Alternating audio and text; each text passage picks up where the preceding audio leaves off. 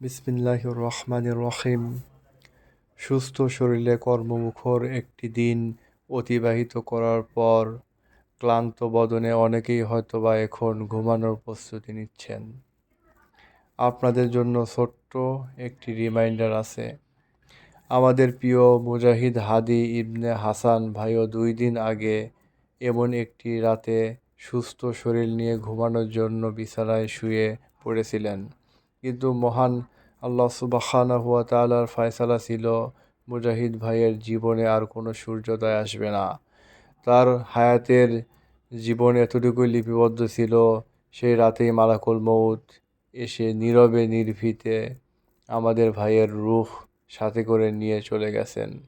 তিনি ক্ষণস্থায়ী জীবনের অধ্যায়ের ইতি টেনে চিরস্থায়ী জীবনের সূচনা করেছেন। আমরা কায়মনোবাক্যে রব্বের দরবারে দোয়া করি, তিনি আমাদের ভাইকে তার ভালোবাসার চাদর দিয়ে আবৃত করে রাখুন।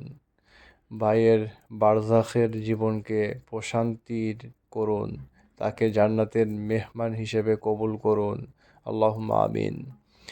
বলেছিলাম আপনিও তো ঘুমাতে যাচ্ছেন, সব কিছুই হয়তোবা আপনার কাছে স্বাভাবিক মনে হচ্ছে। ভাবছেন রাতে খুব ভালো একটা ঘুম হবে, তারপর প্রতিদিনের ন্যায় আপনি আবারও জেগে উঠবেন, কর্মমুখর দুর্দান্ত একটি দিন কাটাবেন। কিন্তু এমনও তো হতে পারে আপনার জীবনে আর কোনো সূর্যোদয়ের আগমন ঘটল না। চোখ বন্ধ করলেন ঠিকই, কিন্তু আর চোখ মেলে তাকাতে পারলেন না। এমনটা হওয়া কি অসম্ভব কিছু? হঠাৎ করেই যদি অনন্ত অসীম এক মহাকালের যাত্রায় বের হয়ে যেতে হয়, তবে পাথেয় হিসেবে সঙ্গে করে কি নিয়ে যাবেন? কি প্রস্তুতি আপনার? কাল না হয় জেগে উঠলেন, কিন্তু এমন একটি দিন তো নিশ্চিতভাবে আপনার সামনে আসবে, আপনার সামনে অপেক্ষা করছে, যেদিন আপনার স্ত্রী, সন্তান, আত্মীয় স্বজনেরা শত চেষ্টা করেও আপনাকে জাগাতে পারবে না। সেই দিনটির জন্য কি প্রস্তুতি আছে?